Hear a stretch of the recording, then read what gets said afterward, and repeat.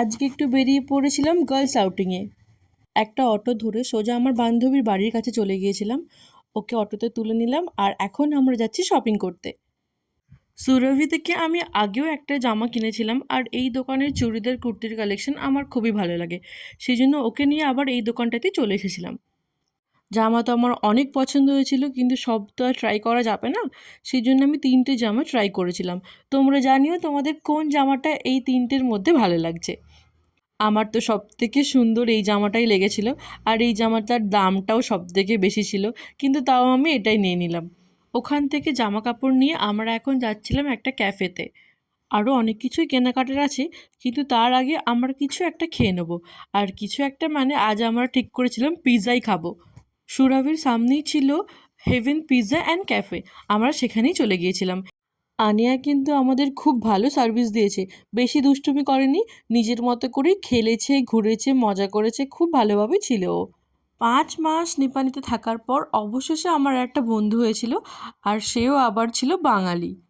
Gate টুগেদারে তো অনেকের সাথেই চেনা জানা হয়ে গেছে, তাদেরকে আমি বন্ধু বলতে পারি, কিন্তু নিজের ভাষার একজনকে পেয়ে তো আমার খুবই ভালো লাগছে।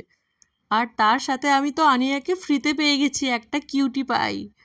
নিপানিতে একটা জিনিস ভালো, আমাদের দুজনের ভাষা কেউ বুঝতে পারে না, সেই জন্য আমরা যা ইচ্ছে তাই কথা বলতে পারি।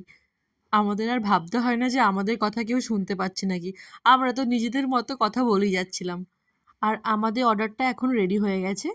আর আমার আর সাইমার দুজনেরই খাবার টেস্টটাও কিন্তু এক। আমরা দুজনে কিন্তু একই ধরনের খাবারই পছন্দ করি, সেই জন্য খাবার অর্ডার দেওয়া নিয়ে আর কোনো মাথা ব্যথাই ছিল না আমাদের। আমরা দুজনেই খাবো, সেই জন্য একটা মিডিয়াম সাইজের পিৎজা অর্ডার করেছিলাম, আর তার সাথে ছিল কোল্ড কফি। পিৎজাটা কিন্তু খেতে খুব ভালো ছিল, আর পুরো চিজে ভরা ছিল, সেই জন্য আমার খুব ভালো লাগছিল। ক্যাফে থেকে বেরিয়ে আমরা আবার একটা জায়গাতে চলে গিয়েছিলাম কুর্তি কেনার জন্য। এখান থেকে শাইমা কিছু কুর্তি নিয়েছিল। এই দোকানেতে কুর্তির কালেকশনগুলো এত ভালো ছিল, কিন্তু আমি ভিডিও করতে ভুলেই গিয়েছিলাম। আমাদের দুজনেরই জামা হলো, কিন্তু আনিয়ার জামা হবে না সেটা তো হতেই পারে না। সেই জন্য এবার আমরা চলে গিয়েছিলাম এই ছোট মানুষটার জন্য জামা কাপড় দেখতে। এখান থেকে আনিয়ার জন্য একটা সুন্দর স্কার্ট আর টপ নেওয়া হয়েছিল। পিৎজা কোল্ড কফি খাওয়ার পরেও আমাদের শান্তি হয়নি, সেই জন্য আমরা আবার চলে গিয়েছিলাম ফুচকা খেতে। আর আমি যখন শাইমাকে এই জায়গাটার ফুচকা খাওয়াতে নিয়ে এসেছিলাম, সে আমাকে বলল, আরে এটা তো আমারও ফেভারিট জায়গা, এখানে আমারও ফুচকা খেতে খুব ভালো লাগে। আর এখানের ফুচকাটা বেশ আলু দিয়ে বানায়, সেই জন্য আমার খুব ভালো লাগে। আমার ওই ঘুগনির কড়াই দিয়ে ফুচকা একদম ভালো লাগে না। অটো থেকে নেমে আনিয়া কাঁদতে লেগেছে, কারণ আমি অটোতেই রয়ে গেছি, আর ও আন্টি আন্টি বলে কান্নাকাটি শুরু করে দিয়েছে। আজকের মতো এখানেই টাটা, দেখা হবে পরের একটা ভিডিওতে।